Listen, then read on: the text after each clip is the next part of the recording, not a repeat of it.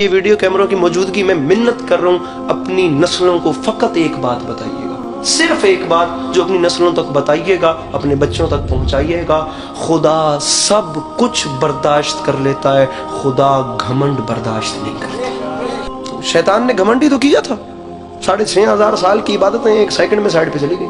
جناب لقمان نے اپنے بیٹے کو جو درس دیا تھا اپنی زندگی میں، اتنے بڑی شخصیت نے فرمایا صرف ایک کام یاد رکھنا، خدا کا خوف اپنے اندر سے ختم نہ کرنا، چاہے پورے کائنات بھر کی نیکیاں بھی تمہارے دامن میں کیوں نہ ہوں، اور خدا کی رحمت سے مایوس نہ ہونا، چاہے کائنات آدم و عالم کے گناہ بھی تمہارے دامن میں کیوں نہ ہوں۔ بہت باریک نقطہ ہے، یہاں سے یہ نہ لیجئے گا کہ میں کہہ رہا ہوں گناہگار بندہ گناہ کرے یا بندہ اس طرف چلے، مولا معاف کرے، میں کوئی گناہ کرنے کی وہ نہیں کر رہا آپ کو، لیکن مومن وہ ہے جس کے اندر خدا کی رحمت سے امید اور خوف خدا بالکل ایکول ہو، نہ وہ خوف خدا کے سامنے مایوس ہو جائے کہ میری رحمت، یہ مایوسی بھی کفر ہے، اور نہ وہ اتنا خوش فہم ہو جائے جی میں کربلا سے ہو کے آیا ہوں، جی میں سب سے بڑا مومن ہوں، میں نے بڑا جلسہ کروایا، ابھی حج کر کے آئے ہیں، جی بہت بڑے ہم لوگ مومن ہیں، بہت بڑی ہم نے ماتم داری کروائی ہے۔ یہ چیز بھی نہیں کرنی، نہ ہماری نماز ڈھنگ کی ہے، نہ ہمارے پاس کوئی دعا ڈھنگ کی ہے۔ کیا علی عباس عسکری میں اتنا حوصلہ ہے؟ میں کیا سر پہ قرآن رکھ کے کہہ سکتا ہوں کہ پچھلے 22 سال میں میری کوئی کم سے کم 2 رکعت ایک بھی ایسی نماز ہو جس میں مجھے خدا کے علاوہ دنیا کا خیال نہ ہو؟ میرے معصوم فرماتے ہیں ایک وقت میں مسجد میں 2 لوگ داخل ہوئے،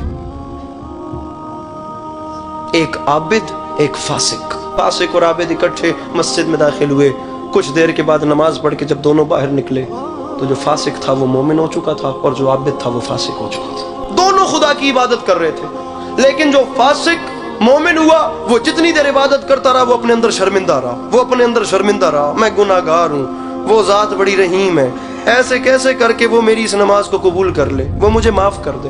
وہ اسی سوچ میں 1 سیکنڈ کے بیچ میں مومن ہو گیا، اور جو عابد گیا تھا وہ فاسق ہو گیا۔ اس کے اندر اس کی نمازوں کا گھمنڈ ہی بڑا تھا کہ یہ دیکھ رہا ہے، یہ آج آیا ہے، میں روز مسجد میں آتا ہوں، یہ آج آیا ہے، اسے پتہ ہے میرے سر پہ محراب ہے، یہ آج آیا ہے لیکن اسے پتہ ہے میں بہت لمبی نمازیں پڑھتا ہوں۔ سامعین گرامی، وہ ذات کہیں بھی نہیں کہتی، میں تمام علماء کے سامنے ہاتھ باندھ کے کہوں گا، ان ویڈیو کیمروں کی موجودگی میں ہو سکتا ہے میری مخالفت بھی ہو جائے، لیکن یہی فلسفہ استغفار ہے۔ وہ نہیں کہتی کہ ٹکریں مار کے استغفار یا توبہ توبہ توبہ بولو، وہ فرماتا ہے تو جتنا بھی گناہگار ہے نا، میری بارگاہ میں آ کر ایک بار ایسے صدق کے دل سے صرف پشیمان بھی ہو جانا، میں تجھے معاف کر دوں گا۔ جناب حر نے کیا کیا تھا؟ شمر بعد میں آیا، ابن سعد بعد میں آیا، خولی بعد میں آیا، حرملہ بعد میں آیا، سنان بن انس بعد میں آیا، یہ تمام ملعون بعد میں آئے، جناب حر سب سے پہلے تھے۔ جناب حر وہ تھے جو میرے مولا کو گھیر کے کربلا لائے تھے۔ میرے مولا نے رو کے فرمایا، حر یہ حسین کی دعا ہے، یہ حسین کے دل کے لفظ ہیں، اللہ کرے تیری ماں تیرے غم میں ماتم کرے۔ جناب عباس علمدار کے دیکھتے ہوئے حر نے حسین بادشاہ کے گھوڑے کی لگام میں ہاتھ ڈال لی۔ کوئی لمبی بات ہی نہیں ہے سامعین گرامی، ہوا کیا؟ علامہ ذیشان حیدر جوادی صاحب کی کتاب ہے رسالت الہیہ، خدا کی قسم کیا پیارا جملہ لکھتے ہیں، فرمایا یہ جو انقلاب حر میں آیا نا، یہ معرفت فاطمۃ الزہرا کی بدولت ہے، یہ رسول اکرم صلی اللہ علیہ وآلہ وسلم کی بیٹی کی معرفت تھی، جس کے صدقے میں وہ گناہگار، سامعین گرامی ادھر دیکھیے، یہ دیکھیے، یہ بالکل پل صراط ہے۔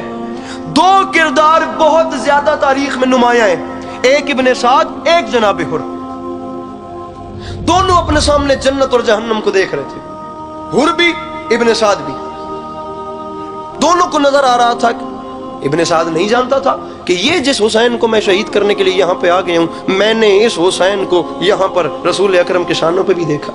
2 کردار نمایاں تھے، دونوں کے سامنے بالکل ایسے جنت بھی تھی ایسے جہنم بھی تھی، ایک نے دنیا چن لی ایک نے آخرت چن لی۔ آ گیا حر علی کے لال کے سامنے، اور رکھے علماء کے سروں پہ قرآن، اور ان سے پوچھیں جناب حر علیہ السلام نے جملے کیا کہے؟ جو جملے جناب حر نے میرے مولا حسین علیہ السلام سے کہے، دنیا کہتی ہے وہ معافی ہوگی، میرے نزدیک وہ جملے معافی کے نہیں ہیں۔ آنکھوں پہ پٹی ہے، ایسے ہاتھ باندھ کے جناب حر نے فرمایا، علی کا لال کیا میرے لیے بھی توبہ کا دروازہ کھلا ہوا ہے؟ علی کے لال نے آگے بڑھ کے اسے سینے سے لگا لیا۔ اب اندازہ لگائیں، جب بندہ اتنا کریم ہے تو اس کا خالق کتنا کریم